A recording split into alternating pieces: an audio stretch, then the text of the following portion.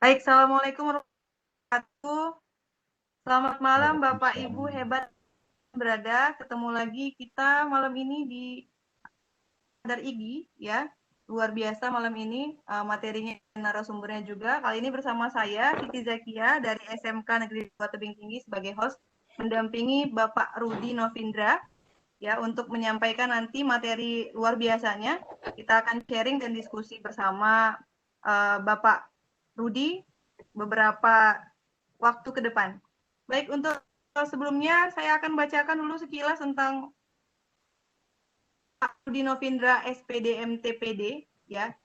Beliau ini adalah lulusan S1 Pendidikan Seni dari Universitas Negeri Padang tahun 2002 2000 ya 6. ini mungkin salah ketik ya. 2006 ya Bapak. Ya. Ya. Kemudian melanjutkan S2 Teknologi Universitas Bengkulu pada tahun 2010 sampai 2012. Melanjutkan lagi S3 beliau di Universitas Negeri Padang tahun 2018 dengan jurusan Ilmu Pendidikan yaitu Teknologi Pendidikan. Kalau untuk pengalaman bekerjanya ini luar biasa, jurnalis ya Pak ya, editor dan juga kameramen dimulai dari tahun 2004 sampai 2007. Juga sebagai penyiar, audio editing dan promosi di radio favorit di yang sama. Ini kemudian Adobe Education Trainer ya, Bapak ya, dari 2018 hingga sekarang. Jadi tidak usah kita ragukan lagi kemampuan beliau. Mari kita serap ilmu yang disampaikan oleh beliau ini. Mudah-mudahan bermanfaat buat kita semua. Dan saya persilakan kepada Bapak Rudi Novindra, SPTPD. Waktu dan tempat kami sediakan. Silakan Bapak. Baik, Ibu. Terima kasih banyak untuk kesempatannya pada malam hari ini. Dan sekaligus saya menyapa Bapak Ibu guru hebat seluruh Indonesia. Selamat malam, semoga sehat selalu dan dalam keadaan terbaik untuk malam hari ini berkumpul bersama keluarga, dimanapun Bapak Ibu berada pada malam hari ini. Izinkan untuk malam hari ini Bapak dan Ibu, eh, saya Rudi Novindra, insya Allah akan berbagi cerita, artinya eh, apa-apa yang pernah saya jalani, kemudian juga saya alami, dan mohon maaf sekali lagi tidak ada maksud apa-apapun untuk sharing saya malam hari ini atas apa yang saya peroleh. Ini hanya sebagai sebuah pengalaman pribadi yang saya coba ungkap kepada Bapak dan Ibu semuanya. Terkait malam hari ini, nanti akan kita bahas dulu mengenai beasiswa unggulan. Ya, dari judul mungkin sudah bisa kita pahami bersama Bapak dan Ibu. Saya akan berbagi cerita mengenai perjalanan sebagai seorang seorang awardee, namanya istilahnya begitu, awardee dari beasiswa unggulan Kementerian Pendidikan dan Kebudayaan. Nah, kemudian nanti saya juga akan melanjutkan ceritanya. Sebetulnya ini Indonesia beasiswa unggulan dan satu Indonesia Award ini yang disponsori oleh Astra ini juga sangat berkaitan dengan kenapa saya bisa untuk mendapatkan kesempatan sebagai awardee di beasiswa unggulan Kementerian Pendidikan dan Kebudayaan. Dan sebetulnya siapapun di antara kita tentu bisa memperoleh kesempatan yang sama. Hanya saja banyak di antara teman-teman kita guru yang ada di lapangan, Bapak dan Ibu, terkendala yang pertama adalah persoalan umur. Kemudian yang kedua, informasi, ya, informasi terkait mengenai beasiswa unggulan itu sendiri dan juga informasi-informasi yang lainnya. Maksud saya terkendalanya di mana adalah informasi dari beasiswa unggulan ini itu resmi ditayangkan atau dipublish pada web Kementerian Pendidikan dan Kebudayaan, khususnya beasiswa unggulan Indonesia.co.id. Nah, ini sebetulnya. Nanti saya akan bahas lebih lanjut dan izinkan saya tadi lebih dahulu untuk men-share PowerPoint sebagai acuan saya untuk bercerita pada malam hari ini, dan mudah-mudahan saja nanti akan banyak mendapatkan respon dari Bapak Ibu. Mungkin kita bisa saling share, saling tukar pengalaman, dan saya yakin pasti di antara Bapak Ibu pada malam hari ini yang ada, yang sempat hadir, juga pernah mempunyai pengalaman yang sama. Toh yang namanya beasiswa untuk guru tidak saja hanya yang disebut dengan beasiswa unggulan dari Kementerian Pendidikan dan Kebudayaan, namun begitu banyak beasiswa-beasiswa yang lain ataupun supporting yang lain untuk membantu seseorang untuk meraih kesempatan menambah pendidikan ke jenjang lebih tinggi. Saya akan mulai dari sebuah uh, ungkapan Bapak dan Ibu. Nah, ini mungkin yang membuat motivasi di dalam diri menjadi muncul di awalnya seperti itu. Karena memang motivasi ini bagi kita harus tetap diperbaharui. Nah, itu menurut saya. Yaitu ada ungkapan bahwa tak perlu takut berjalan lambat, takkan tetapi takutlah jika hanya berdiri dan diam. Nah, sebaik kalimat ini Bapak dan Ibu memiliki makna yang bagi masing-masing kita tentu memiliki interpretasi lain. Ya, tidak mesti sama antara saya dengan Bapak dan Ibu untuk menerjemahkannya. Nah, ini sebagai acuan saya ketika ingin mendapatkan sesuatu, ketika ingin meraih sesuatu, ketika mencoba untuk menggali sesuatu dari apa yang saya punya sebagai seorang pribadi. Kemudian Bapak dan Ibu, kita semua pasti memiliki yang namanya keinginan, harapan, kemudian apa target, kemudian apa ambisi. Nah, tidak mungkin di antara kita tidak memiliki yang namanya cita-cita. Bukan saja persoalan cita-cita itu dibahas ketika umur masih kecil, akan tetapi setiap momen, setiap pertambahan umur, setiap siklus kehidupan, tentu kita semuanya memiliki sebuah harapan yang namanya bisa kita katakan atau kita garis merah dengan cita-cita seperti itu. Saya pertama Bapak dan Ibu, dari sekian banyak profesi yang ada di dunia ini Bapak dan Ibu, karena mungkin juga ada sedikit uh, sudah diwarisi bakat dari orang tua, yaitu seorang tua saya adalah sebagai seorang guru di sekolah dasar. Tentu ada titisannya untuk memiliki sebuah apa sebagai seorang pendidik seperti itu. Namun semoga saja ini betul-betul ada di dalam diri saya secara pribadi hingga saat ini. Nah, maka dari itu Bapak dan Ibu, waktu saya menyebutkan ingin jadi apa, yang terbersit adalah saya ingin menjadi dosen yang pertama. Pertama sekali Bapak dan Ibu. Kenapa? Ya, saya melihat waktu usia saya masih sekolah dan baru masuki dunia kampus atau baru menjadi mahasiswa, ini adalah sebuah pemicu bagi saya. Di mana yang pertama adalah uh, untuk kesempatan, dosen itu jauh lebih banyak. Kesempatan yang saya maksud adalah yang pertama, mengajar juga, kemudian yang kedua, pengabdian masyarakatnya, kemudian yang ketiga, mereka juga meneliti. Nah, apa yang disebut dengan kalau di istilah perguruan tinggi itu namanya tridharma. Nah, di sini cerita dimulai Bapak dan Ibu. Saya ketika sudah menyelesaikan pendidikan S1 di Universitas Negeri Padang, tepatnya Fakultas Bahasa Sastra dan Seni, jurusan pendidikan seni. Nah, dari aktivitas-aktivitas yang ada, ini saya mengikuti proses yang ada di kampus, kemudian juga ikut berorganisasi, dan juga ikut kegiatan-kegiatan yang sifatnya ilmiah yang ada di kampus, baik itu seminar, kemudian juga lomba karya tulis, dan juga organisasi yang ada di kampus. Salah satunya saya pernah menjadi Sekjen Badan Eksekutif Mahasiswa. Nah, hal ini yang memicu untuk keinginan itu yang terbersit dari usia sekolah tadi menjadi jauh lebih besar Bapak dan Ibu, yaitu menjadi seorang dosen. Setelah waktu berjalan Bapak dan Ibu, kesempatan itu ada. Saya tamat tahun 2006 dan saya mengikuti terakhir kalinya Bapak dan Ibu pada masa tahun 2006, dan adanya penerimaan calon pegawai negeri sipil untuk dosen itu adalah pada tahun 2008.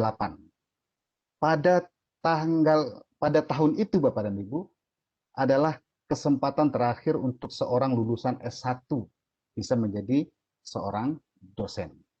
Nah, singkat cerita, saya mendaftar dan segala macamnya. Akan tetapi, Tuhan berkata lain, Bapak dan Ibu. Saya belum ditakdirkan untuk bisa mendapatkan kesempatan menjadi seorang pengajar di perguruan tinggi. Akan tetapi, saya sudah berbangga, Bapak dan Ibu. Kenapa? Sudah menjalani proses, itu yang pertama. Kemudian lolos sampai ke tahap akhir. Dari dua calon yang tersisa, hanya satu yang diambil. Nah, kesempatan itu belum berpihak kepada saya. Akan tetapi, saya tidak berkecil hati. Tidak ada istilahnya kata gagal bagi saya ketika itu. Kecewa, wajar Bapak dan Ibu ya. Kemudian, selain itu Bapak dan Ibu, rasa kecewa ada. Kemudian, saya tidak pernah berpikir itu adalah sebuah kegagalan. Akan tetapi, kesempatan yang tertunda. Mungkin jalannya beda. Kadang-kadang, di antara kita itu ada jalannya yang langsung sampai, kemudian ada juga yang harus mutar dulu, baru sampai Bapak dan Ibu. Lanjutlah kepada uh, siklus berikutnya. Alhamdulillah di tahun yang sama, saya juga dengan segenap rasa syukur yang sangat tinggi sekali pada waktu itu, diawali untuk mengikuti sebuah event yang sama, akan tetapi pada pada penerimaan yang berbeda, yaitu ada penerimaan guru SMP ketika itu. Nah, masih di dalam penerimaan dari umum untuk calon pegawai negeri sipil untuk guru SMP, guru kesenian tepatnya waktu itu. Nah, saya mendaftar dan alhamdulillah Bapak dan Ibu, saat itu ternyata inilah hikmah di balik apa yang kejadian tadi. Dan syukurnya saya tidak merasa patah hati, kemudian patah arang untuk mencoba terus dan mencoba lagi. Akhirnya saya mendapatkan waktu itu meski jauh meninggalkan tanah kelahiran Bapak dan Ibu ke Provinsi Bengkulu, atau tepatnya di provinsi tetangga dari daerah asal saya Sumatera Barat.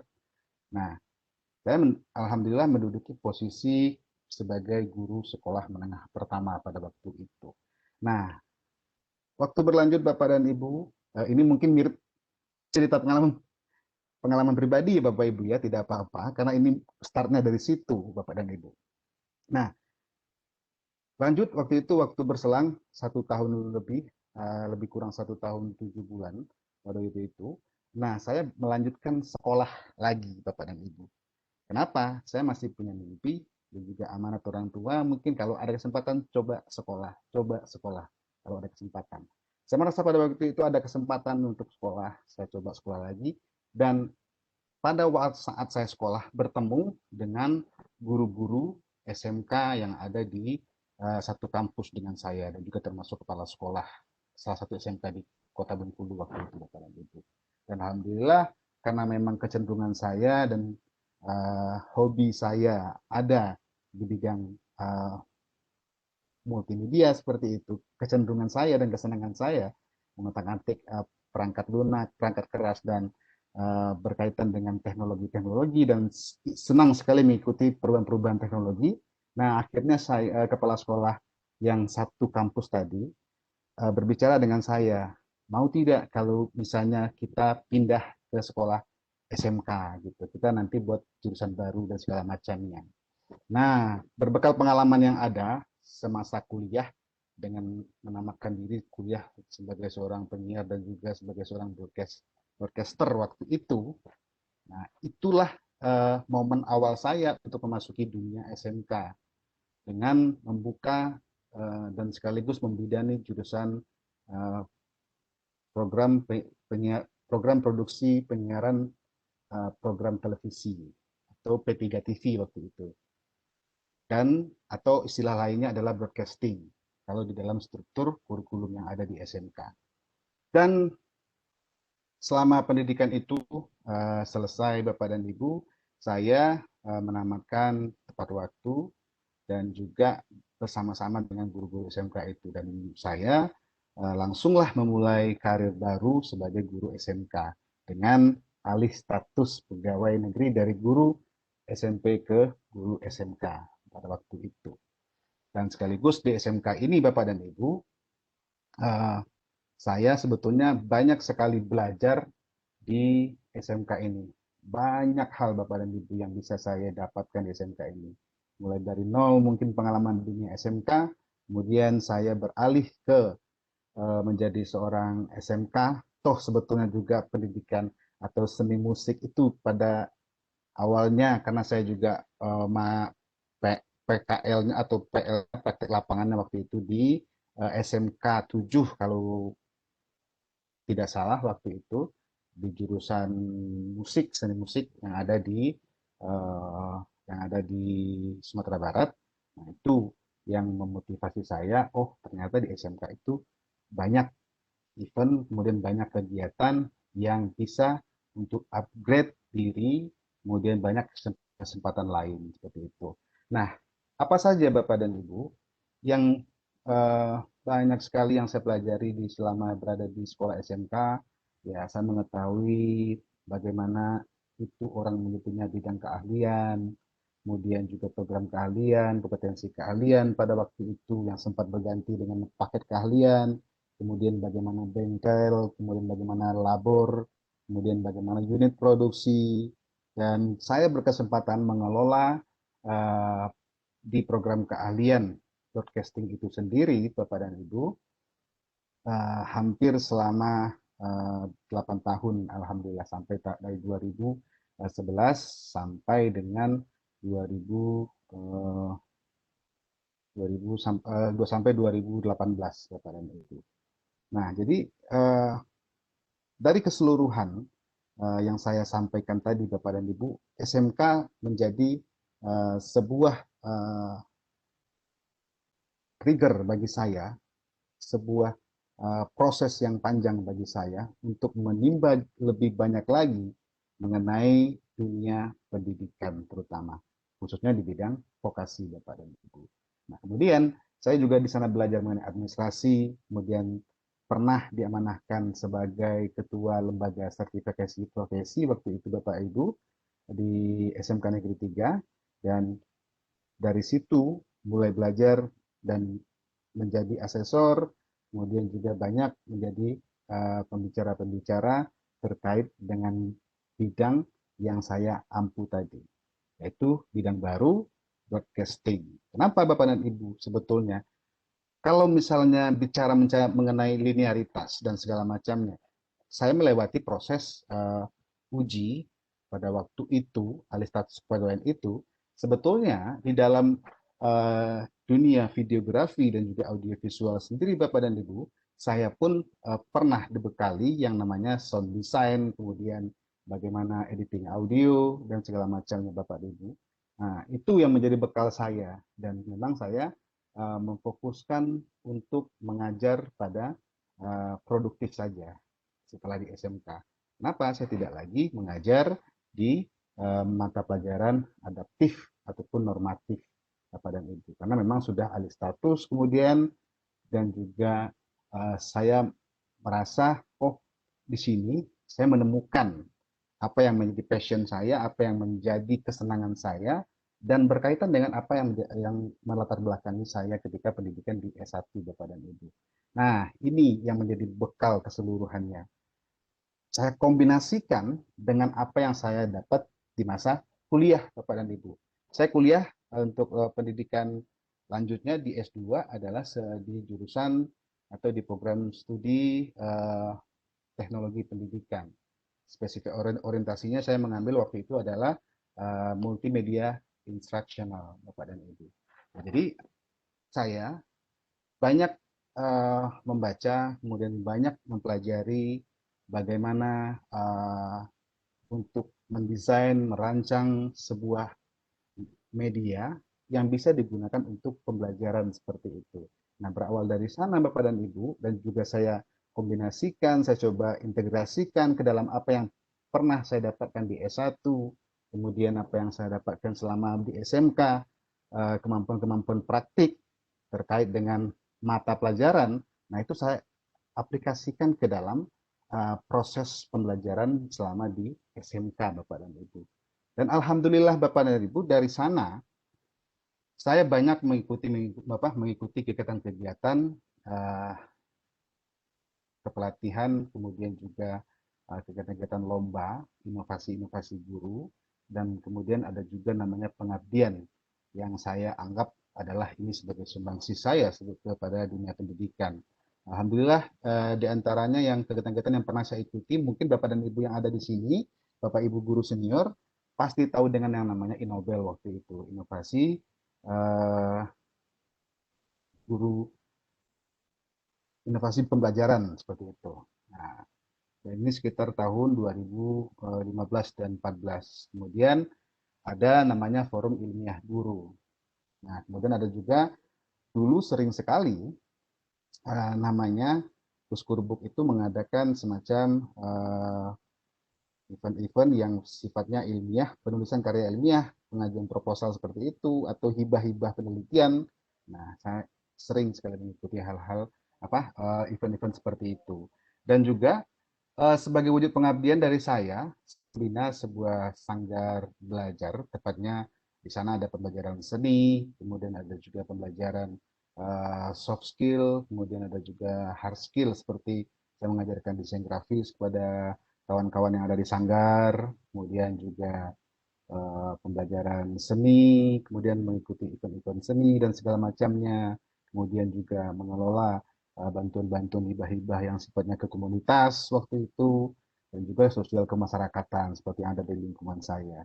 Dan apa yang saya dapatkan di dalam pengabdian, kemudian inovasi-inovasi yang pernah saya lakukan, dan sekaligus sebagai guru, saya coba curahkan Bapak dan Ibu dalam bentuk menulis yang ada di media massa. Mungkin ada beberapa gambar Bapak Ibu lihat, mungkin di samping kanan Bapak Ibu, itu ada beberapa istilahnya kegiatan-kegiatan saya yang pernah saya lakukan, baik itu ada beberapa buah buku, kemudian juga cuplikan yang ada di media massa, dan juga yang terdokumentasi dalam uh, apa namanya yang ada di Google Scholar. Pasti Bapak Ibu dan Bapak Ibu semuanya tahu Google Scholar itu saya coba masukkan, dan juga uh, saat ini yang misalnya ketika sudah mulai sekolah di pendidikan doktoral ini, itu saya coba juga untuk mengaplikasikannya kepada jurnal-jurnal online yang sifatnya dan juga sebagai tuntutan dari perkuliahan seperti itu. Nah, gambar di bawah ada dengan Pak Yudi, kemudian ada Ibu Hanifah ini. Nah, itu waktu forum ilmiah guru, tepatnya di Jakarta juga. Nah, beberapa di antaranya Bapak dan Ibu. Nah, selain itu Bapak dan Ibu, nah kita baru masuk kepada uh, informasinya. Ada keinginan sekolah lagi setelah menggeluti apa aktivitas yang ada selama mengajar di SMK, selama beraktivitas di SMK. Saya mencoba berpikir pada waktu itu masih berumur 33 tahun, antara 32 dan 33 Bapak dan Ibu. Rencananya saya mau sekolah lagi. Kalau bisa, saya meniatkan di dalam hati kecil saya, mudah-mudahan saja saya bisa menyelesaikan sekolah dan pendidikan saya sampai pada pendidikan terakhir sebelum umur saya 40 tahun. Kenapa seperti itu Bapak dan Ibu? Karena memang secara kemampuan, ya, secara baik itu kognisi, kita sebagai manusia, fokus kita itu ada batasannya. Kemudian kemampuan kita menerima pelajaran, informasi, dan segala macam itu ada batasan usianya. Ini yang menjadi kegelisahan saya juga pada waktu itu.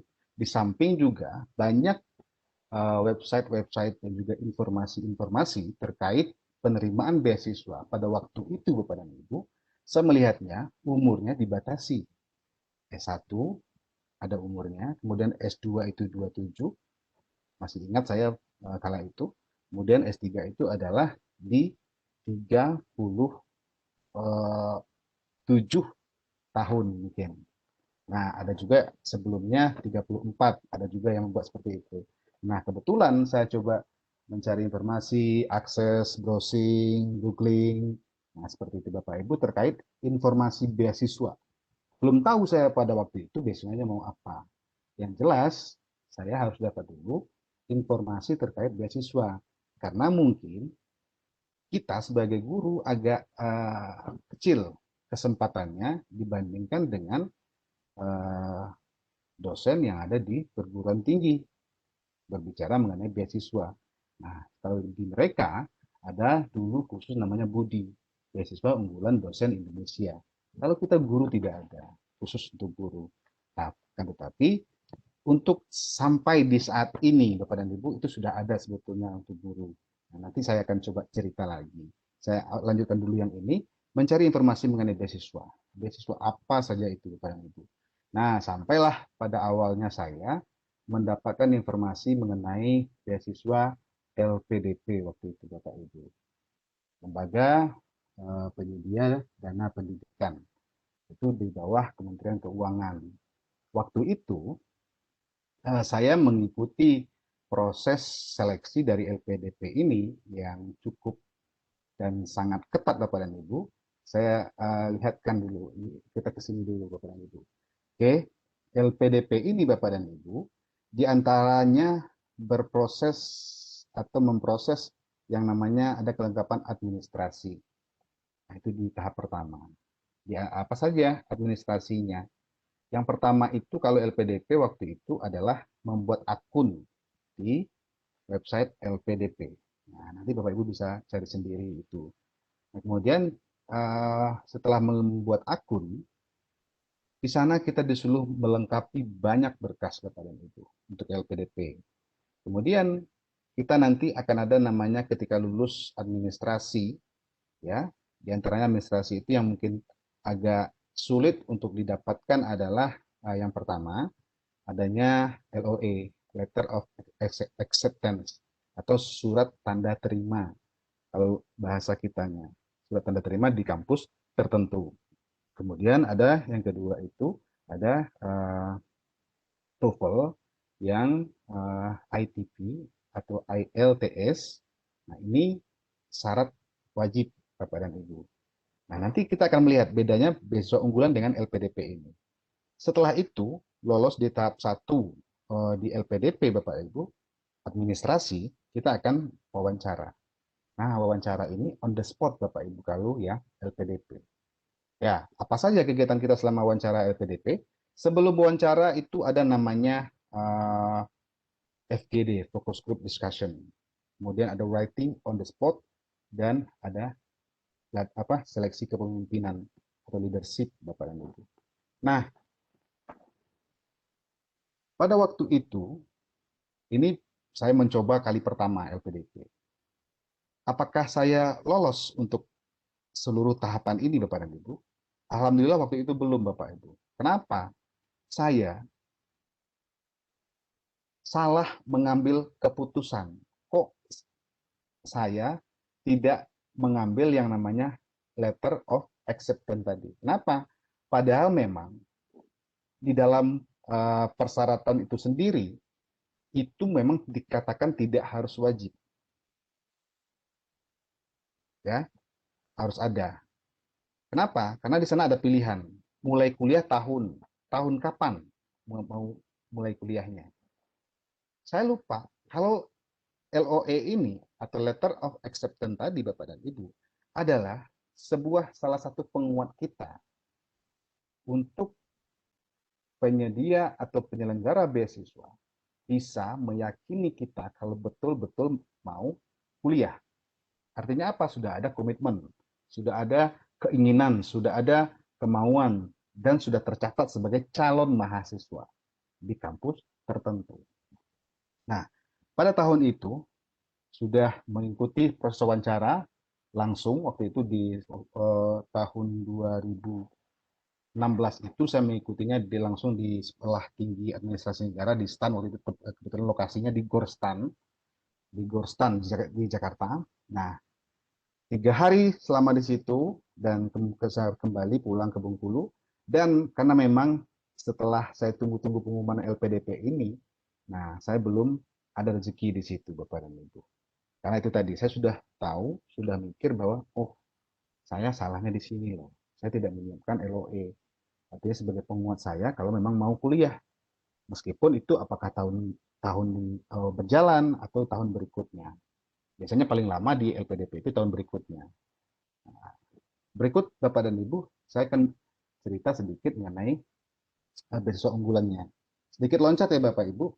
Beasiswa unggulan itu memang terkesan lebih simpel daripada LPDP Bapak dan Ibu.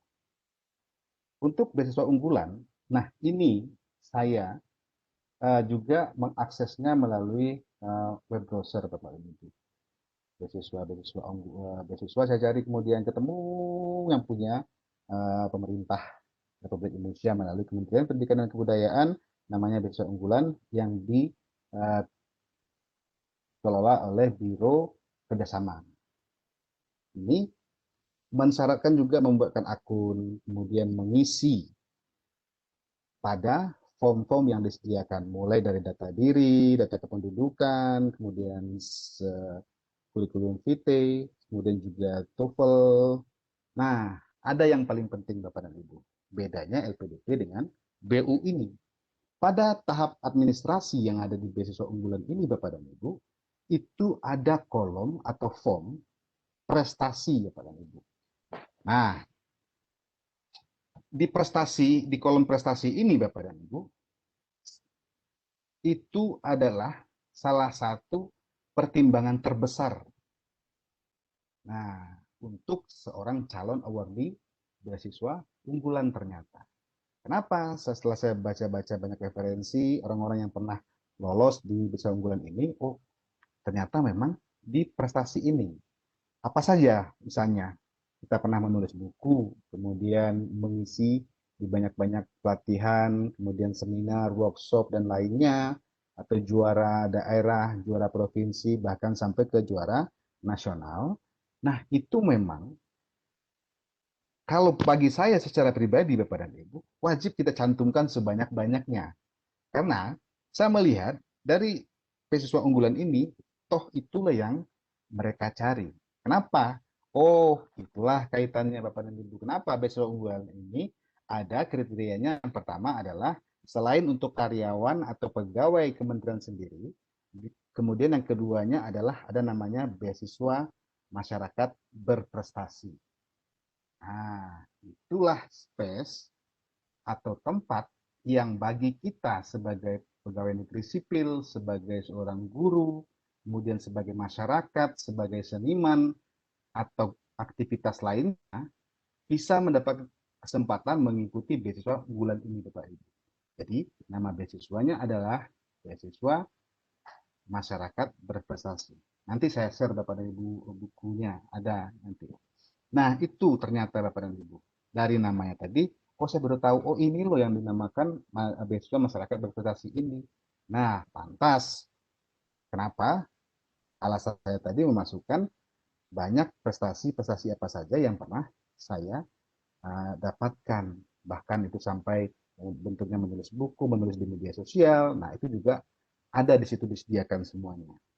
Dan tidak itu saja, tidak hanya dibuat saja, tapi kita juga wajib melampirkan bukti-bukti filenya, Bapak dan Ibu. Apakah itu sertifikat, kemudian bukti sampul buku, bukti halaman buku, halaman yang ada nama kita, kemudian kalau di koran ada tanggal dan waktu nama korannya, kemudian tanggal berapa terbitnya. Nah, itu lengkap mereka minta. Semuanya sistemnya digital, Bapak dan Ibu. Kita tinggal upload seperti itu. Kalau sertifikat menjadi narasumber, sertifikat juara ini, juara itu, nah silahkan bisa diupload secara digital pada laman web beasiswa unggulan atau beasiswa masyarakat berprestasi tersebut, Bapak dan Ibu. Oke, kita skip yang LPDP, kita fokus pada BU, Bapak dan Ibu. Kita lihat, Bapak dan Ibu bisa nanti mengakses pada halaman beasiswa unggulan kemdikbud.go.id. Nah, di situ Bapak dan Ibu, yang pertama nanti bisa Bapak Ibu lakukan adalah dengan cara baca dulu FAQ-nya. Ya Bapak Ibu ya, frequently asked question. Membaca informasinya dulu Bapak Ibu. Apa yang boleh, apa yang tidak boleh. Nah, baik masalah umur, kemudian masalah ada dua istilah di beasiswa unggulan ini Bapak dan Ibu. Ada istilah yang pertama ini sebagai pendaftar dari mahasiswa baru, ada yang kedua ongoing Bapak dan Ibu. Ongoing ini adalah mahasiswa yang sudah kuliah. Akan tetapi ada aturan tertentu untuk membatasi boleh sebagai pendaftar di beasiswa unggulan. Apa? Yang pertama adalah ongoing-nya itu atau setelah berjalan perkuliahan paling utama di semester 3 Bapak dan Ibu. Nah, ini satu. Kemudian untuk yang mendaftar baru jelas itu Bapak dan Ibu. Sebelum kuliah kita juga sudah mengikuti prosesnya. Akan tetapi mungkin jangan lupa Bapak dan Ibu, untuk LOE ini sangat penting. Jangan sampai kejadian seperti yang di LPDP tadi Bapak dan Ibu. Nah, perlu juga saya informasikan Bapak dan Ibu. Untuk saat ini LPDP juga sudah membuka khusus untuk guru Bapak dan Ibu. Alhamdulillah sekali. Artinya sekarang guru juga sudah diberi perhatian yang lebih, juga sudah memiliki kesempatan yang sama seperti dosen Bapak dan Ibu. Tinggal saja kita mampu untuk merencanakan yang terbaik untuk bagi Bapak Ibu yang berencana untuk melanjutkan pendidikannya. Oke, ini beberapa aturan-aturan yang ada di Beasiswa Unggulan. Ini bisa Bapak Ibu baca dengan lengkap terkait umur, terkait TOEFL, berapa TOEFL-nya, dan juga bagaimana uh, proses menguploadnya, kemudian bagaimana membuat akunnya. Nah, silakan nanti Bapak Ibu kunjungi di beasiswa unggulan kemdikbud.go.id. Nah, beasiswa unggulan ini Bapak dan Ibu perlu saya informasikan.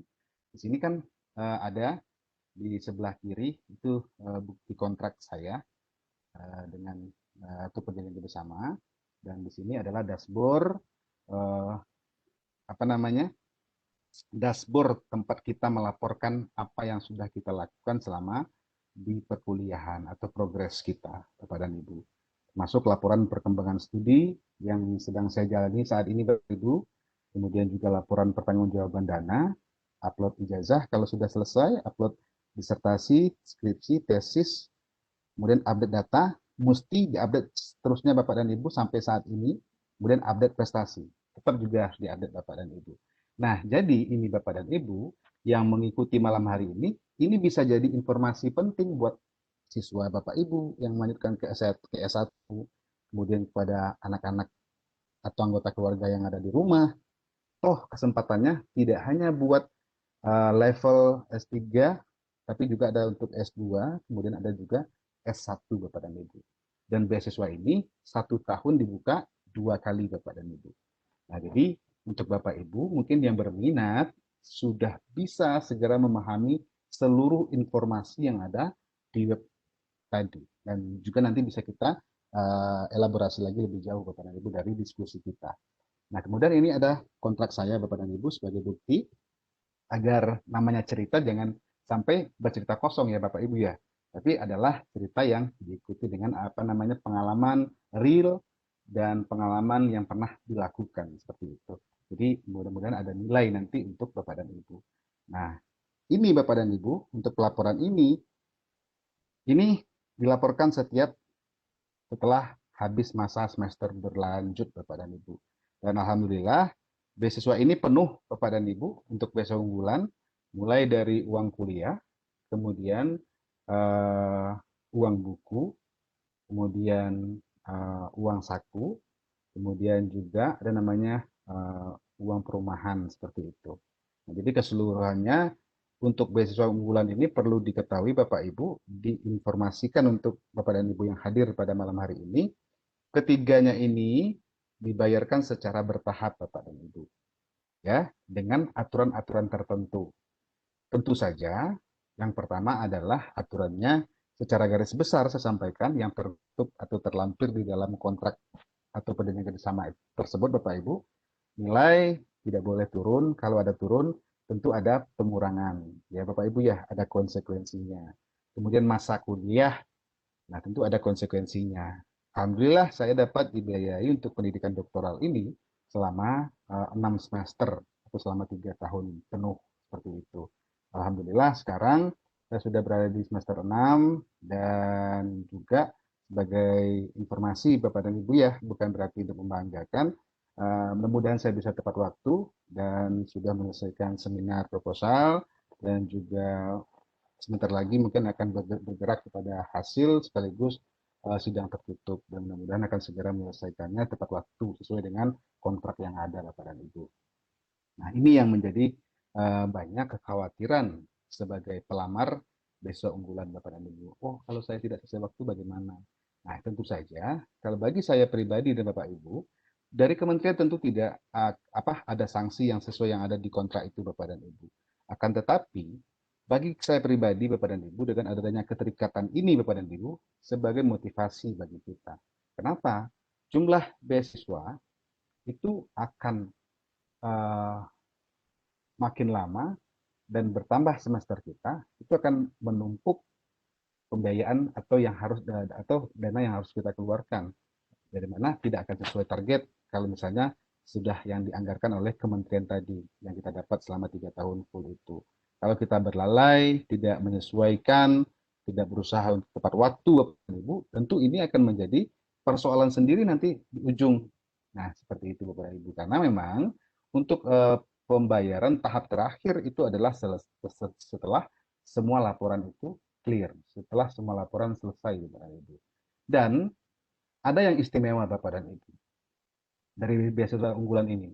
Beasiswa unggulan ini Bapak dan Ibu hanya awardee atau penerima hanya melaporkan yang namanya uang kuliah Bapak dan Ibu. Uang buku tidak dilaporkan. Kemudian juga uh, yang lainnya Bapak dan Ibu. Hanya uang kuliah. Nah, pernah saya bercerita ini sebagai cerita kita saja ya Bapak Ibu ya. Pada waktu itu memang beasiswa unggulan ini ada yang dalam negeri, ada yang luar negeri, Bapak dan Ibu. Akan tetapi, semakin ke sini, ternyata yang dana yang ada untuk membantu awardee yang ada di luar negeri tersebut, Bapak dan Ibu, sebetulnya ini dari salah seorang yang saya coba berbicara waktu masih wawancara waktu itu. Oh, kenapa tidak ada lagi Pak yang untuk beasiswa luar negeri?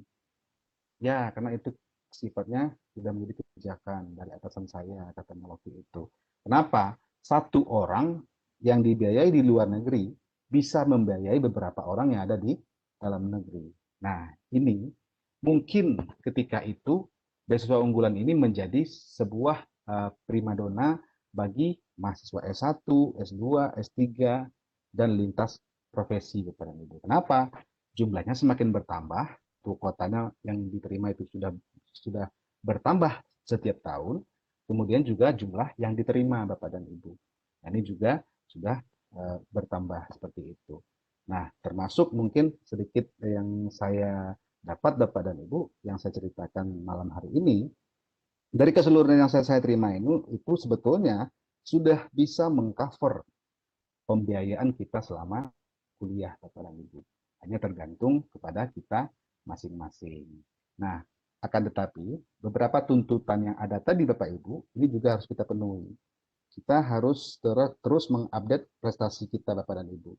Nah, salah satu mungkin bentuk prestasi yang bisa saya update seperti malam hari ini Bapak Ibu. Saya berbagi cerita dengan Bapak Ibu pada malam hari ini. Nah, itu bisa saya sampaikan, bisa saya update.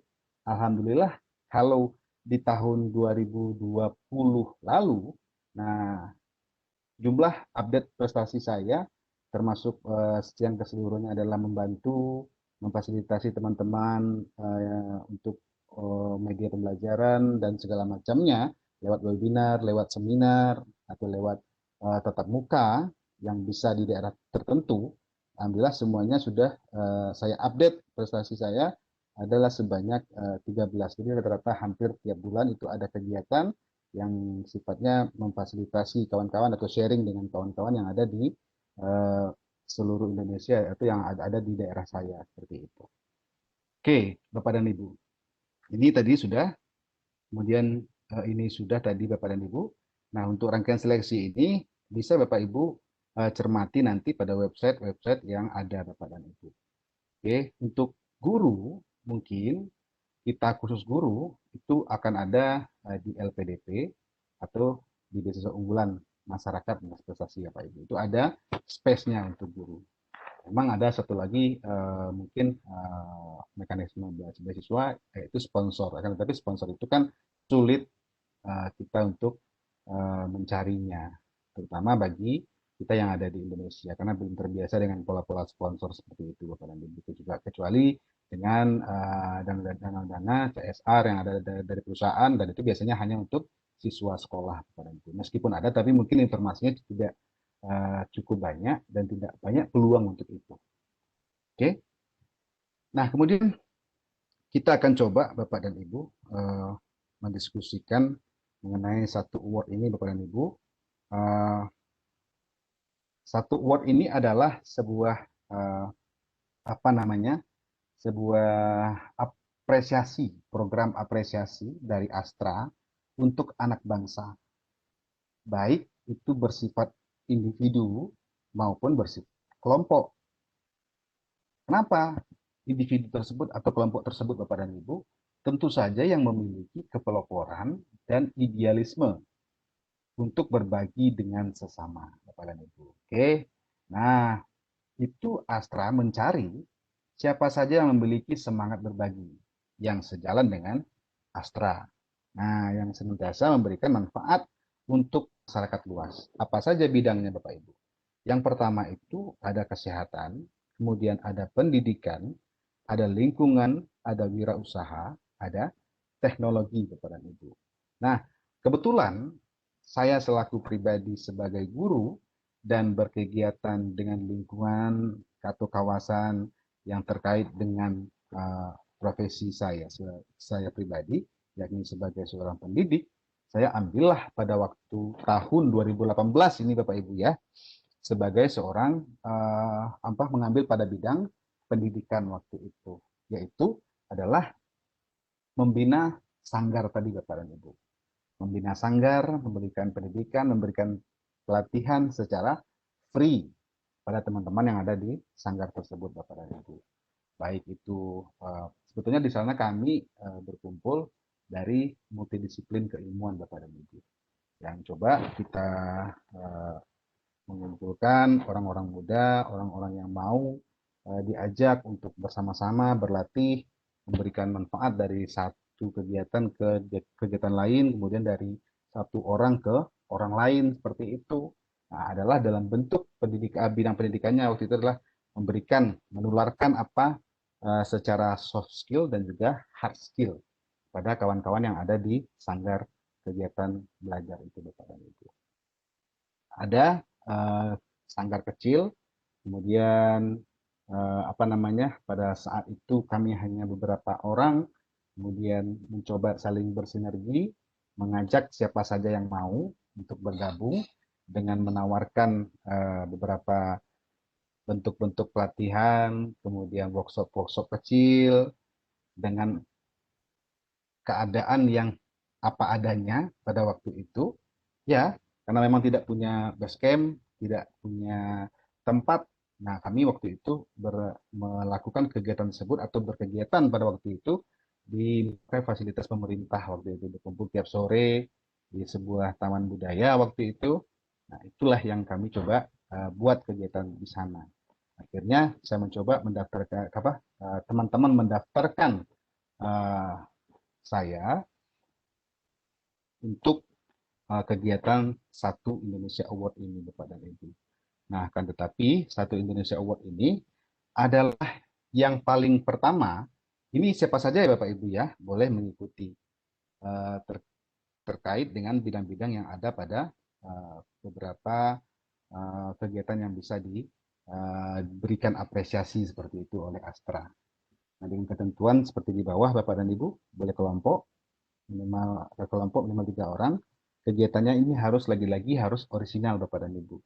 Original ini artinya apa? Memang betul-betul dilakukan, tidak hanya berupa nanti dikirim foto, kemudian dikondisikan dan segala macam, dan minimal telah berlangsung selama 1 tahun.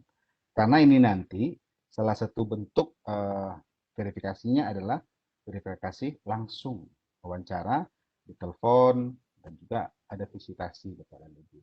Nah ini apa namanya eh, khusus untuk masyarakat umum yang bergerak di bidang kepeloporan, pendidikan, lingkungan, kewirausahaan atau UMKM, kesehatan, teknologi tepat guna atau pemanfaatan teknologi. Nah, ini bisa untuk didaftarkan Bapak dan Ibu. Cara mendaftarnya bisa dari diri kita sendiri bisa, atau orang lain yang mendaftarkan diri kita juga bisa untuk kegiatan ini Bapak dan Ibu. Nah,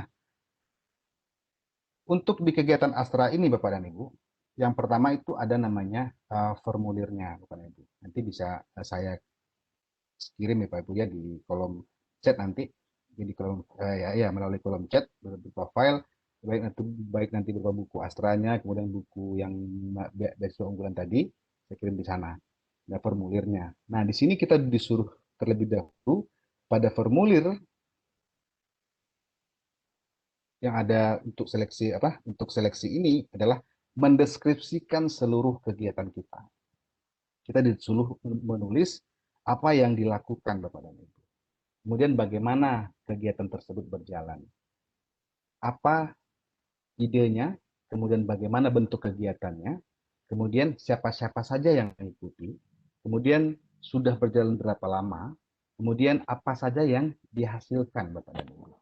Nah, termasuk di situ nanti ada kita mengirimkan foto, kemudian mengirimkan bukti-bukti kegiatan, ya. Kemudian nanti baru ada wawancara, kemudian ada presentasi dan visitasi. Kemudian barulah nanti adanya penentuan. Nah, levelnya ini untuk Astra ini ada level provinsi dan level nasional Bapak dan Ibu. Ini adalah sebuah kegiatan yang sifatnya kepeloporan ini sebetulnya tidak mencari orang-orang atau masyarakat yang mengkondisikan sebuah kegiatan untuk meraih apresiasi yang toh di sana nanti ada nilai rupiahnya Bapak dan Ibu. Akan tetapi yang mereka nilai adalah originalitas tadi. Kemudian juga bagaimana kelangsungan kegiatan ini setelah kegiatan apa penilaian atau pemberian apresiasi ini berlangsung atau tidak. Nah, ini yang sebetulnya yang perlu dicermati dan perlu kita perhatikan untuk sebuah seleksi yang sifatnya kepeloporan ini. Sebetulnya sadar IGI ini pun bisa diajukan pada kegiatan ini Bapak dan Ibu. Karena kan sudah lebih dari sekedar apa namanya berbagi, tapi ini sudah merupakan sebuah rutinitas, sudah merupakan sebuah agenda yang sudah banyak orang tahu dan sudah banyak mendapatkan manfaat untuk siapa saja, terutama yang mengikuti kegiatan sadar IGI ini tentunya. Sudah berapa banyak sebetulnya pemateri-pemateri yang bisa berbagi dengan swadaya, dengan yang mau berbagi dengan apa yang dia miliki, apa yang dia tahu seperti itu. Nah, saya berharap juga ke depan sadar IGI ini bisa diajukan sebagai salah satu kanal yang bisa untuk meraih sebuah pengakuan secara nasional dengan kegiatan berbagi antar sesama guru ini. Oke, beberapa apresiasi mungkin selaku pribadi dari hasil aktivitas, hasil kegiatan Bapak dan Ibu, di antaranya ada dari sebuah universitas, kemudian dari Astra, kemudian ini masih dari sebuah lembaga atau sebuah lembaga universitas Bapak dan Ibu pada waktu beberapa tahun yang lalu, karena semenjak 2018 saya sudah uh, apa namanya mulai nonaktif dari mengajar dan sekarang berprioritas berfokus kepada penyelesaian yang namanya sebagai syarat untuk mengakhiri perjalanan atau perkuliahan yang saya tempuh sejak tahun 2018. Mudah-mudahan tahun ini bisa diselesaikan dengan baik Bapak dan Ibu sesuai dengan target dari Wisma tadi. Oke, nah ini beberapa yang ada di tahun ini yang meskipun di dalam waktu kuliah kita juga dituntut dari beasiswa unggulan sendiri, tetap harus berkreasi, tetap harus memberikan apa namanya manfaat kepada orang-orang di sekitar kita, teman-teman kita.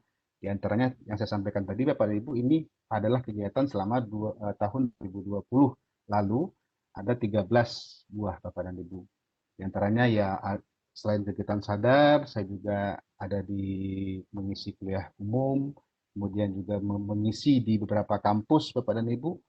Karena selama ini berkegiatan di kampus, alhamdulillah ternyata jalan itu mulai ada, mulai kelihatan, dan ada yang memberikan materi-materi di beberapa kampus yang ada di salah satunya ada di Politeknik Sumatera Barat, kemudian ada di Universitas Batanghari Jambi, kemudian ada di Sijunjung, kemudian ada juga mutu apa kegiatan pengembang apa program mutu SMK waktu itu, kemudian ada juga di Universitas Negeri Padang sendiri, kemudian ada juga di masih di sebuah seminar nasional bersama dengan dosen-dosen UPI, dosen-dosen UNY, dan juga dosen ISI Surakarta, ISI Yogyakarta waktu itu. Nah, ternyata pelan-pelan Bapak dan Ibu, dari apa yang saya ceritakan di awal tadi, ini hikmah, sebuah hikmah yang bisa kita dapatkan. Oh, mungkin inilah stepnya, ini langkahnya yang harus ditempuh dulu. Dengan harapan tetap kita eh, atau saya pribadi, Bapak dan Ibu, masih memiliki cita-cita yang pernah ada, seperti yang saya ceritakan di awal tadi. Nah, ternyata jalannya ada, Bapak dan Ibu, meskipun kita tidak berada secara definitif di situ, Bapak dan Ibu. Karena tapi ini, ketika kita mendapatkan kesempatan untuk kuliah pada jenjang yang lebih tinggi, Bapak dan Ibu, ternyata itulah hikmah yang kita dapatkan. Oh, saya bisa ngajar loh sebagai dosen tamu di Politeknik, kemudian sebagai dosen sebagai narasumber juga di sebuah universitas yang ada di Jambi, seperti itu. Dan kemudian juga pada sebuah seminar nasional yang semua pematerinya adalah dosen, kecuali saya. Nah, ternyata saya ada di lingkungan orang-orang atau cita-cita yang pernah saya harapkan dari kecil dulu, Bapak dan Ibu. Nah, mudah-mudahan ini menjadi sebuah pembelajaran bagi saya, dan ini yang lebih istimewa Bapak dan Ibu dari sebuah kami mengelola sebuah apa namanya sebuah konferensi internasional, ada nama saya Bapak dan Ibu. Ini artinya bukan untuk berbangga hati saya nampakkan kepada Bapak Ibu, adalah tapi ini adalah oh ini loh kaitannya cerita dari awal tadi sampai kepada beberapa step atau langkah jalan yang ditempuh Bapak dan Ibu. Ternyata muaranya tetap ke sana juga. Nah, kita tidak tahu ke depannya seperti apa. Akan tetapi setengah cita-cita sudah mulai tampak, sudah mulai tercapai. Nah, untuk setengahnya lagi kita itu tidak bisa memastikan ya Bapak dan Ibu. Tentu ini kita serahkan kepada yang Maha Kuasa. Nah, begitu Bapak Ibu cerita singkat saya mungkin pada malam hari ini. Mungkin akan lebih baik akan kita lanjutkan pada sebuah sesi diskusi untuk mengelaborasi lagi lebih jauh agar saya juga bisa memberikan informasi yang komprehensif kepada Bapak dan Ibu terkait beasiswa dan satu award Astra tadi Bapak dan Ibu. Bisa saja pada materi yang ada di slide itu belum tercover semuanya. Nah, dari Bapak Ibu lah saya berharap bisa uh, menyempurnakannya nanti dari pertanyaan-pertanyaan yang ada dari Bapak dan Ibu. Mudah-mudahan saya bisa menjawab Bapak dan Ibu. Terima kasih. Akhirnya saya mengucapkan terima kasih banyak untuk kesempatannya uh, atas waktu yang diberikan pada saya hampir 1 jam. Mungkin untuk sisa waktu berikutnya kita akan coba elaborasi lagi melalui diskusi santai pada malam hari ini Bapak Ibu terkait dengan apa yang kita bicarakan, apa yang kita diskusikan pada pada malam hari ini uh, santai, kemudian hanya bersifat informasi dan juga sharing pengalaman Bapak Ibu. Kalau mungkin biasanya sebelum ini bahkan sebelum-sebelumnya sudah berkait Bapak Ibu berkutat dengan bagaimana memakai sebuah aplikasi, menggunakan sebuah aplikasi, membuat ini, membuat itu. Nah, malam hari ini kesempatan kita untuk bisa sharing lebih banyak, lebih menggali sifatnya informasi-informasi yang ada, baik yang ada di saya ataupun yang dari Bapak dan Ibu. Dan juga mungkin nanti informasi-informasi lainnya bisa kita coba himpun bersama. Dan apa saja itu terkait baik itu beasiswa, kemudian event-event lain, kegiatan-kegiatan lain, Nah, bisa kita sharing nanti untuk hal-hal yang baik untuk kemajuan kita bersama. Demikian Bapak Ibu, saya akhiri. Bila taufiq wal hidayah. Assalamualaikum warahmatullahi wabarakatuh. Waalaikumsalam. Waalaikumsalam warahmatullahi Waalaikumsalam. wabarakatuh. Terima kasih banyak Pak Rudi atas penjelasannya, kemudian berbagi pengalaman luar biasanya. Jadi setelah dipaparkan tadi ya sudah dibagikan oleh Pak Rudi, Iya. kita tuh jadi seperti terbuka ya. Makin semangat juga nih, ada yang mau pingin lanjut S2, S3 gitu ya. Jadi dan udah nggak Amin. sabar nih Amin. pastinya mau bertanya-tanya lagi, ya berbagi-bagi cerita lagi dengan Pak Rudi. Jadi kita berikan kesempatan kepada attendees di sini untuk bertanya, boleh via chat atau Q&A atau boleh juga dengan klik icon raise hand ya. Tapi ada permintaan Ya, ini Pak Rudi, untuk penanya pertama ya, langsung jadi koordinatornya ini. Teh Umi ingin bertanya katanya tadi. ya. Silakan Teh. Baik, nggak akan mengerjai Pak Sekjen. Saya akan bertanya. Saya tertarik dengan beasiswa unggulan nih Pak Rudi. Ya, Apakah dari mulai jenjang S1 atau hanya S2, S3? ya. Langsung jawab ini.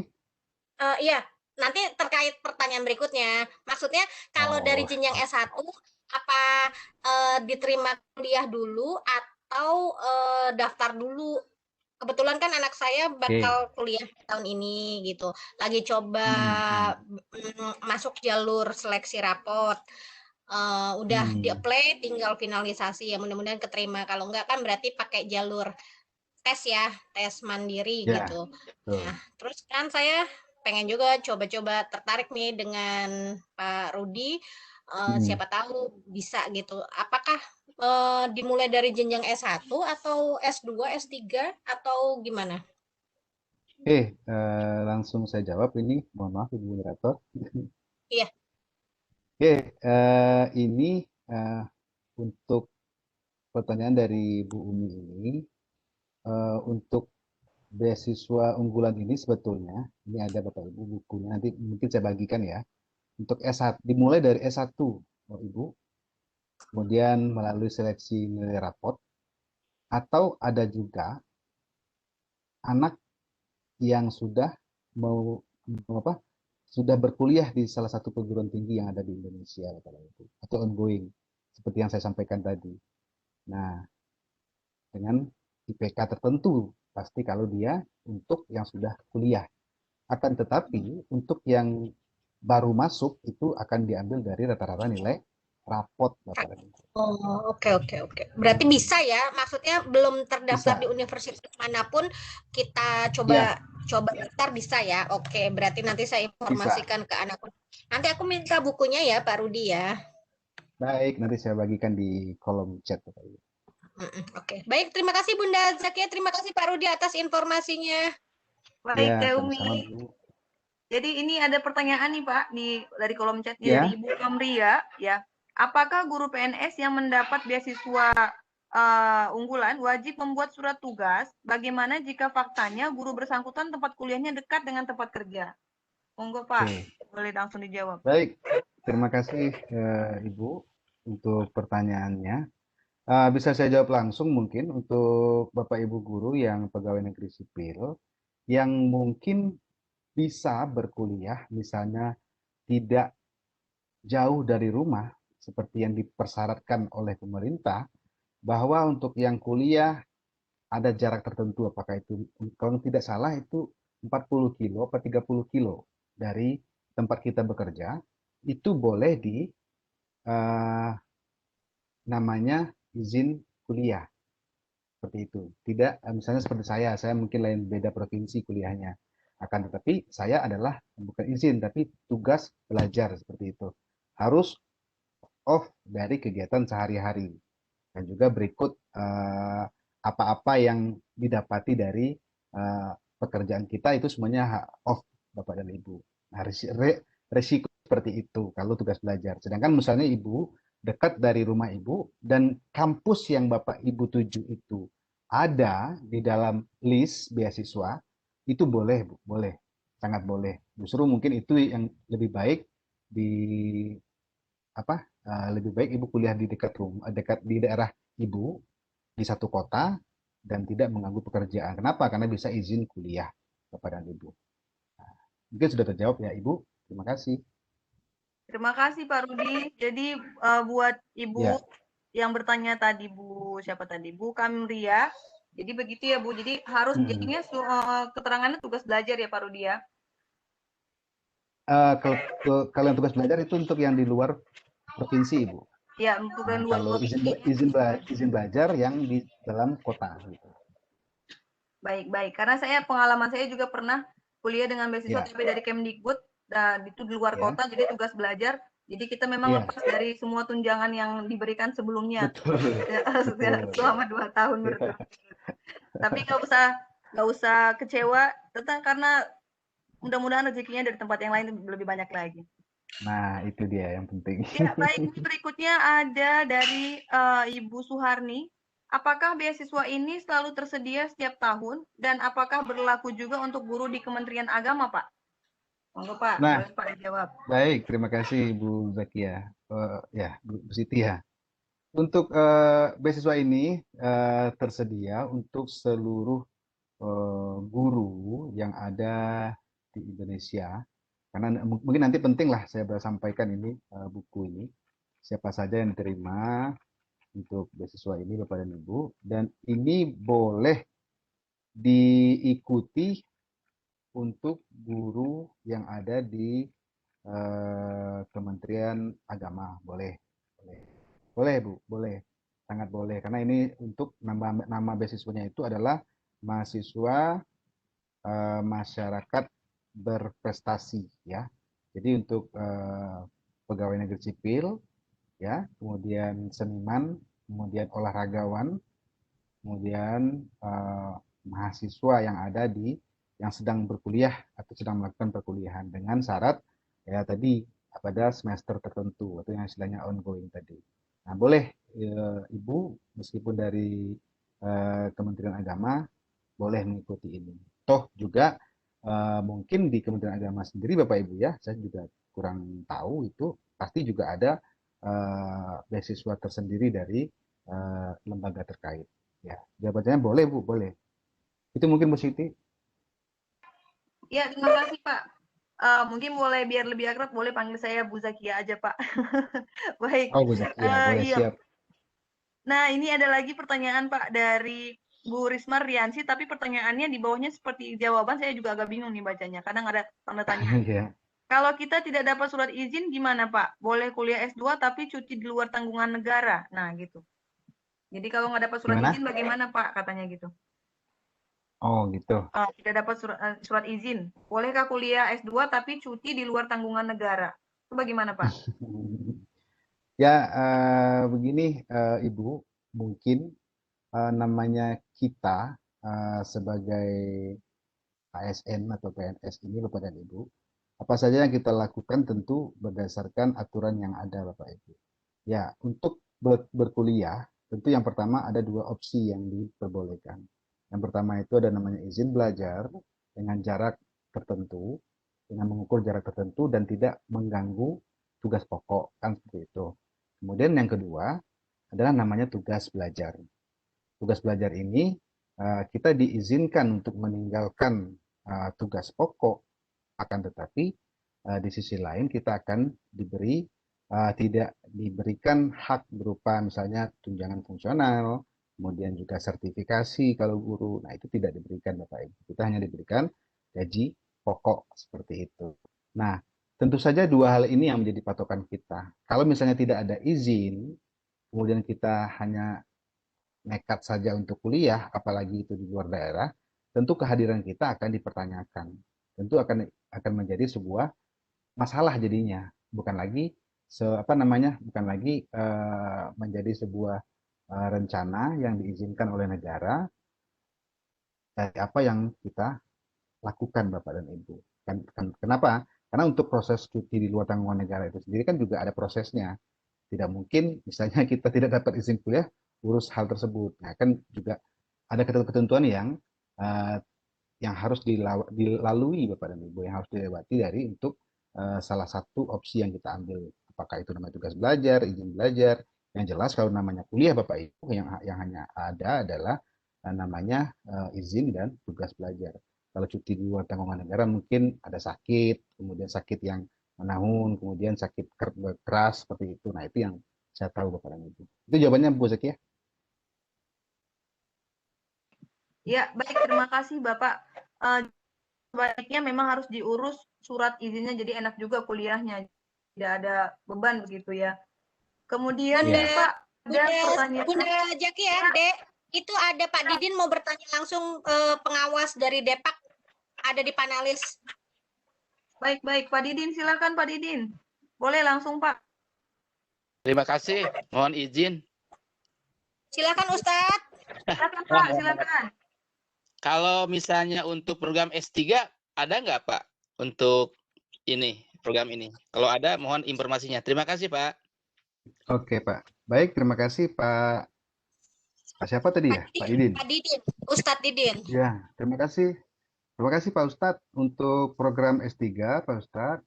Alhamdulillah itu ada dengan kriteria-kriteria tertentu Pak Ustadz dan disediakan untuk seluruh masyarakat yang ingin melanjutkan pendidikannya ke jenjang doktoral atau strata 3 Pak Ustadz. Ada. Silakan mungkin nanti Pak Ustadz Didin bisa cari informasinya di halaman atau address yang saya tuliskan tadi, atau nanti bisa lewat buku yang nanti mungkin saya bagikan via Bu Umi atau Ibu Zakia nanti. Ada 2 buku nanti yang saya bagikan adalah buku panduannya. Nah, itu bisa jadi acuan nanti untuk kita semua. Ada Pak Ustadz untuk Ada S3. umur Nah, nggak, tapi Pak ada. Rudi? Nah, itu tadi yang saya sampaikan di awal bahwa banyak yang ingin melanjutkan pendidikan Bu Umi, akan tetapi kebanyakan terkendala adalah di persyaratan umur tadi. Karena memang Nah, itu untuk S2, takutnya aku nggak bisa nih. S3 banyak yang terhalang di kendala umur. Nah, untuk itu mungkin kalaupun ibu, bapak belum bisa, mungkin kepada anaknya, keponakannya bisa disampaikanlah informasi ini begitu. Maksimal berapa tuh untuk dapat beasiswa unggulan? Nah, Bismillah, umurku masih bisa. kalau untuk kalau untuk Pak Sekjen udah ketawa deh. kalau untuk S3 sampai ini dari apa dari di buku ini saya izin share lagi ini di buku usianya maksimal ini untuk S3 Pak Ustadz. Nah, Mana-mana usia. Ya, udah lewat. Ya, Ustadz kita nggak bisa. Ya. Tuh kan ketawain kan Pak Sekjen. Aduh. nah di Udah S2 lewat. untuk S2 itu 32 tahun, di S3 itu 37 tahun. Nah, mudah-mudahan saja siapa tahu ini bisa dirubah kebijakannya melalui IGI Amin. itu. Melalui IGI Amin, mengajukan amin. Kalau khusus bisa untuk anggota IGI ya begitu Bumi ya. Khusus anggota IGI bisa di-upgrade nih umurnya sampai 45 tahun begitu. Hayat. Ya. Ya, Ustadz kita nggak bisa. Ustadz udah Pengecualian ya, Pak. kelewatan Ustadz. Pengecualian. Ya. Dari 25 Bu. Itu Pak jawabannya Pak Ustadz. Ya. Baik, terima kasih Ustadz. Bunda Ade, ini sekarang kita ke Ya. Bunda Sri Handayati dulu ya. Dari Ya, tadi ini soalnya. tadi Bunda. Oh, Sri Handayati. Ya, boleh. Udah resennya. Ya, Bunda. Silakan Bunda. Assalamualaikum warahmatullahi wabarakatuh. Waalaikumsalam warahmatullahi wabarakatuh. Silakan Bunda. Ya, ini kenalkan Ibu, saya Sri Handayati dari SMP 1 Pandaan Pasuruan. Ya, tadi sangat menginspirasi sekali penjelasan dari Bapak terkait yang saya tanyakan terkait dengan apa tentang Astra tadi Pak. Ya, untuk apa semacam lomba Bapak itu ya. Penilaian lomba. Kalau di Astra ini namanya bukan lomba Bu, tapi ini apresiasi. Oh gitu ya. Ya misalnya ada seperti saya itu kan menggunakan TV sekolah itu mulai dari awal sampai menjadi narasumber sampai banyak sekali yang dihasilkan di TV sekolah itu sudah banyak sekali video. Apakah kayak Hmm. seperti itu bisa didaftarkan di Astra, Bapak? Itu yang pertama. Ya. Kemudian yang kedua, kalau misalnya bisa nanti apa ketentuan-ketentuannya nanti bisa di-share Bapak supaya bisa mempersiapkan. Dan yang ketiga itu sebenarnya saya tadi sudah berniat untuk itu yang S3 itu ternyata umurnya 37. Kalau misalnya ada perbaikan katanya 45, Iya. saya sudah 46. Itu Tapi sangat kadaluarsa. Bunda kelihatan awet muda loh. Sudah 56 Umi, tapi saya sering kan tanya-tanya ke Umi untuk apa supaya pengalamannya banyak. Terima kasih Bapak. Assalamualaikum. Ya, baik Ibu. Waalaikumsalam Waalaikumsalam warahmatullahi warahmatullahi wabarakatuh.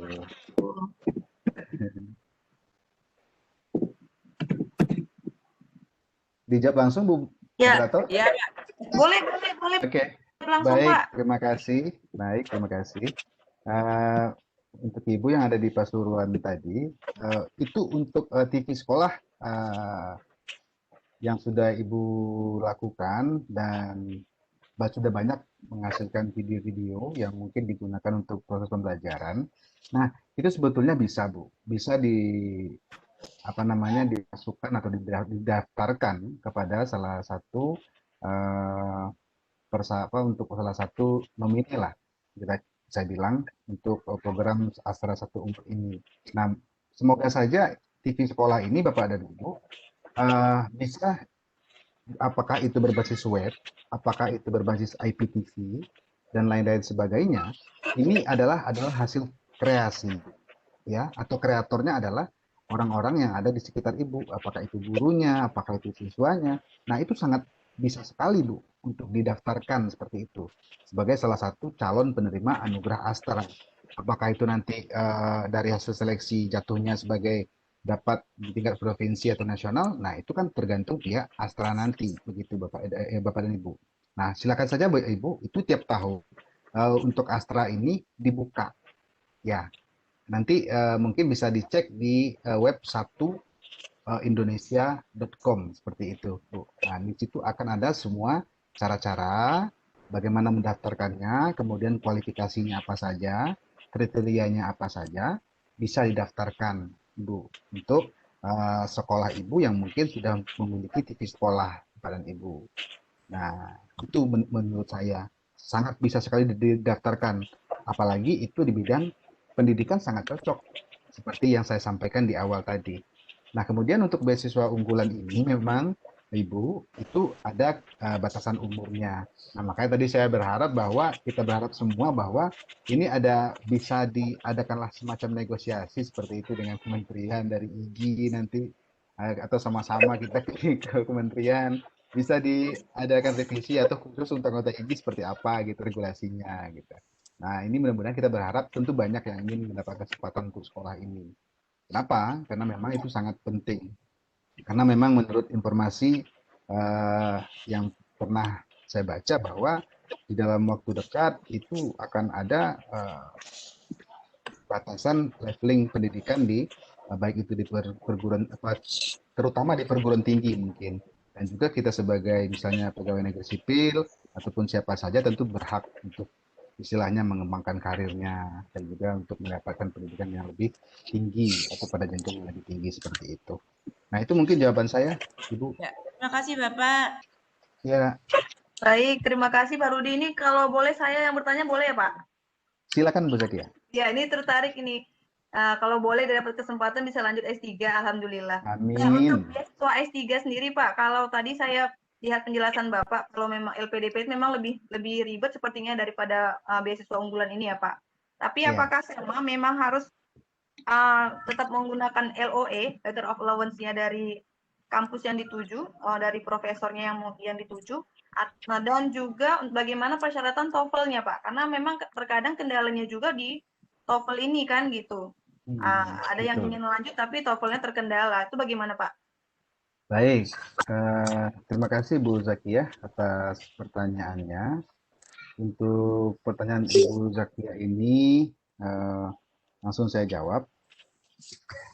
Untuk letter of acceptance-nya atau LOE-nya, Kalau misalnya kita mendaftar di kampus dalam negeri, LOE-nya tentu dia berbentuk surat diterima. Sudah diterima di kampus tersebut dengan tidak ada persyaratan tertentu atau unconditional seperti itu Bu ya. Nah, kemudian untuk kampus luar negeri yang juga saya pernah coba masukkan aplikasi ke salah satu kampus yang ada di luar. Nah, itu memang kita harus sabar dulu menunggu LOE-nya dari calon pembimbing kita atau calon promotor kita di kampus tersebut. Karena kan di luar sistemnya beda dengan kita yang ada di Indonesia. Kita cari dulu promotor kita kalau di luar atau profesornya. Dan mau tidak dia membantu kita nanti sebagai advisernya apa gitu istilahnya di kampus tertentu. Nah ini tentu surat inilah yang menjadi modal kita untuk mendaftarkan. Kenapa? Karena pengalaman saya Bu Zakia, ketika saya mendaftar LPDP waktu itu untuk sekolah di luar negeri, kesalahan saya adalah tidak sabar menunggu LOE ini. Saya mendaftar duluan.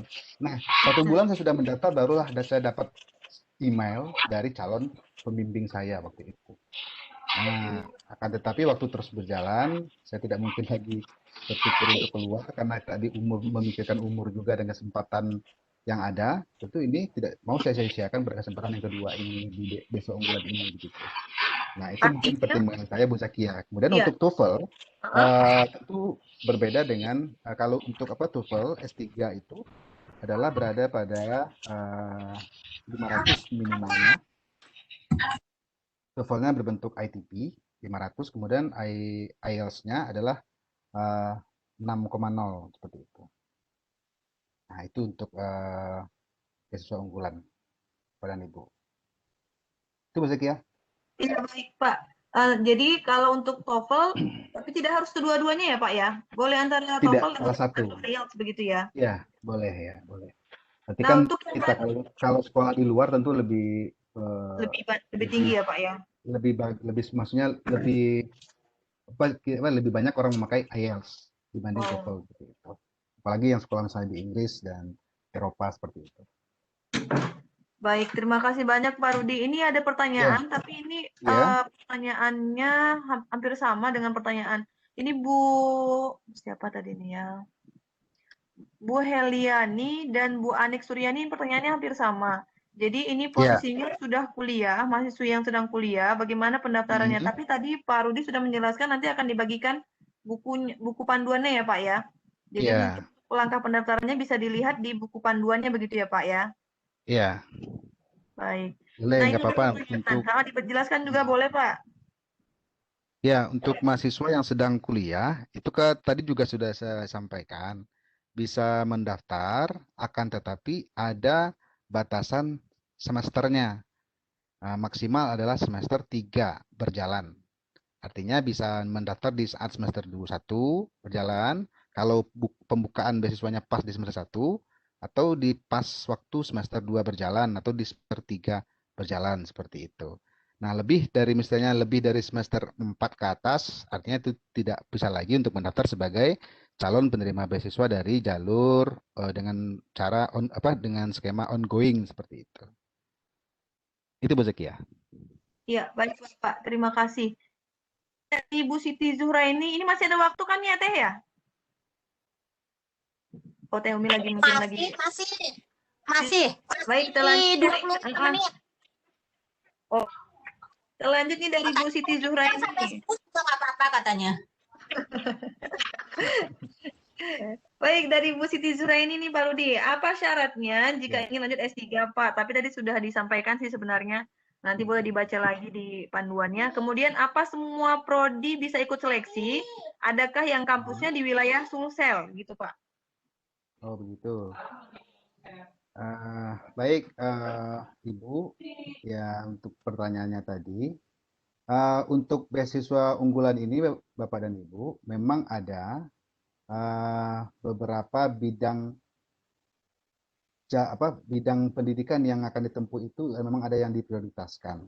Ini kalau misalnya izin saya share dulu, kalau berkaca kepada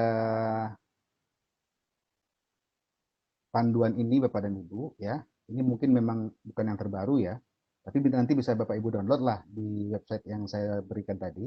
Di antaranya adalah yang diprioritaskan untuk jurusan-jurusan ini Bapak Ibu. Ada manajemen pendidikan, kurikulum dan pedagogi, artinya tema besarnya ini gitu. Nah, kemudian manajemen kebijakan ini bidang kajiannya Ibu ya.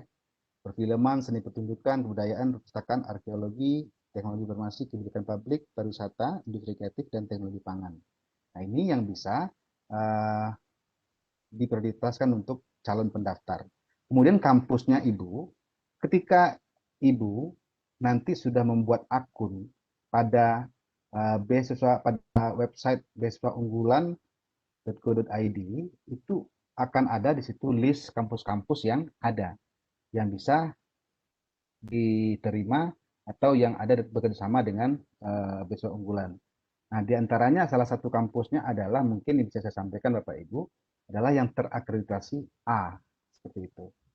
Nah, jadi mungkin untuk yang di luar terakreditasi A tadi, nah mungkin belum bisa diberikan kesempatan kecuali misalnya Ibu mendaftar dengan skema lain dengan LPDP misalnya itu ada yang khusus afirmasi ada, kemudian ada yang untuk daerah 3T ada.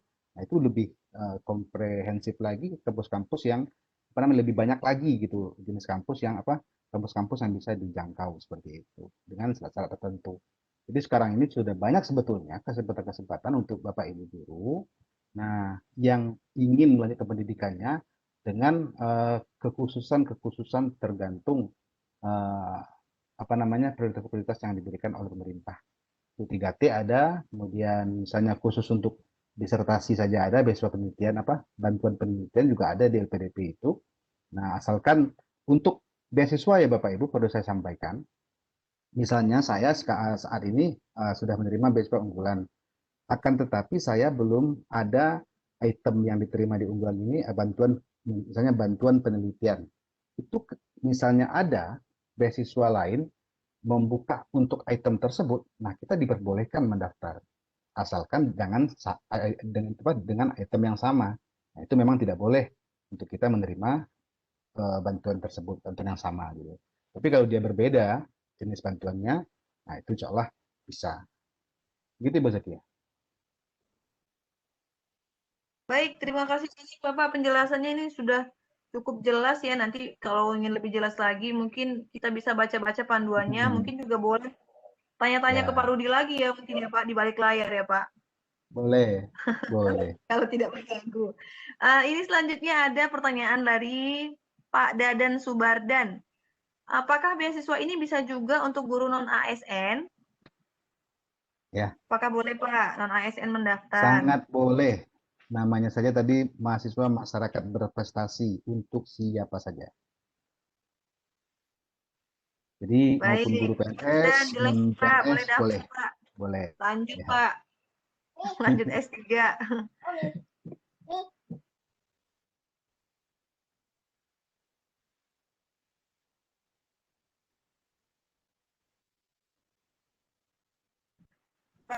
Ini selanjutnya ada lagi nggak ya? Di kolom chat ini sudah habis kayaknya pertanyaannya. Oh, ini ada pertanyaan S1 minimal IP-nya berapa? Tadi sudah ada sih di penjelasan di panduan juga nanti dibagikan ya kan Pak? Untuk Ya, panduannya.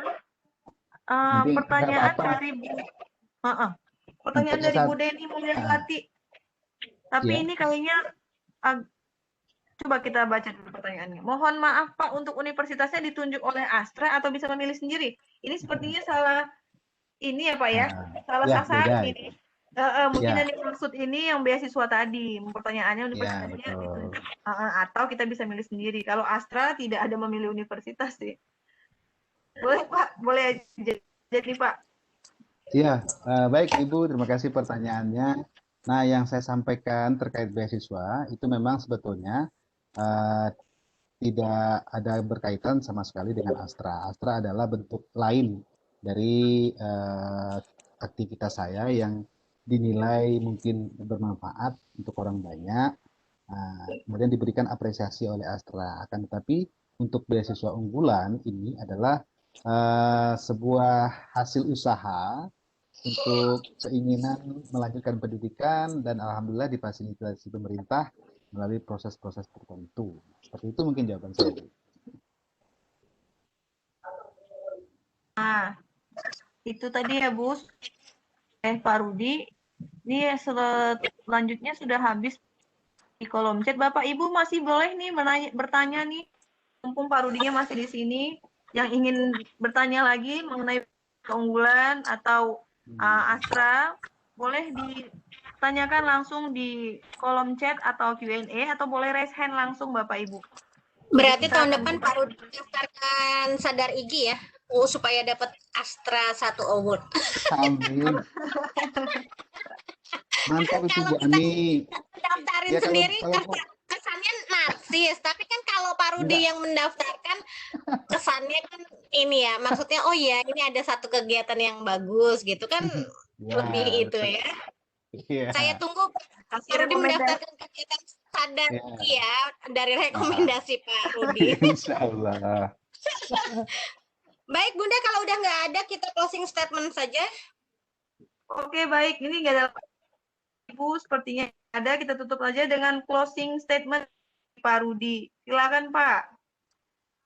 Baik, terima kasih banyak Bapak dan Ibu guru hebat seluruh Indonesia yang berkesempatan hadir pada malam hari ini. Saya mengucapkan terima kasih banyak atas seluruh perhatiannya dari berbagi cerita saya pada malam hari ini, Bapak dan Ibu. Ya, mungkin ini bisa dijadikan sebagai sebuah semangat untuk saya pribadi paling utama. Kemudian juga mudah-mudahan menjadi semangat pula untuk Bapak dan Ibu yang hadir pada malam hari ini. Tentu saja bukan sebuah bukan sebuah kebanggaan bagi saya untuk berbagi cerita pada malam hari ini dengan artian tidak menyombongkan diri, dan ini hanyalah sebuah apa yang pernah saya alami, dan itu yang coba saya sampaikan dan ceritakan kepada Bapak dan Ibu. Dan semua kita tentu memiliki persoalan beda-beda, keinginan beda-beda, dan semangat yang beda-beda pula. Akan tetapi mudah-mudahan dengan terus mengikuti aktivitas-aktivitas yang mudah-mudahan membuat kita bisa bersemangat, bisa lebih positif dalam berkegiatan, insya Allah akan memberi sebuah nilai baru untuk diri kita masing-masing, Bapak dan Ibu. Akan tetapi sebagai guru, ya belajar adalah kewajiban kita sampai kapanpun, karena kita akan memberikan, akan menginformasikan, akan mentransformasikan kepada peserta didik kita terkait apa yang ada di sekitar kita. Dan ini adalah kewajiban kita untuk terus menimba dan menggali apa saja yang bersifat baik dan dibutuhkan oleh anak didik kita. Itu saja mungkin yang dapat dari saya, yang dapat saya sampaikan, dan terima kasih atas sharing pada malam hari ini Bapak Ibu, sudah diizinkan dan sudah didengarkan. Alhamdulillahirrabbilalamin. Saya tutup malam hari ini. Bila taufiq wal hidayah. Assalamualaikum warahmatullahi wabarakatuh. Waalaikumsalam. Waalaikumsalam warahmatullahi wabarakatuh. Jadi seperti yang disampaikan sekali closing statement-nya dari Pak Rudi, yang tadi di awal saya sedikit, ini tak perlu takut berjalan lambat, tapi takutlah jika hanya berdiri diam. Jadi semoga yang disajikan oleh Sadar Igi malam ini memberi semangat kepada Bapak Ibu semua, termasuk saya, untuk tetap menggali dan tetap belajar. Ya, tidak ada kata terlambat. Jika ingin mencoba silahkan saja, karena tidak ada kata gagal, Pak Rudi ya. Jadi semoga tayangan malam ini memberi inspirasi buat kita semua, menjadi berkah dan manfaat. Itu yang ingin disampaikan lagi kan? Nggak ada, udah. Terima kasih Pak Rudi, terima kasih Baik, sama-sama, Bu. Terima Maaf kasih dari saya, ini. host dan juga panelis dalam kegiatan malam ini. Terima kasih Bapak Ibu semua.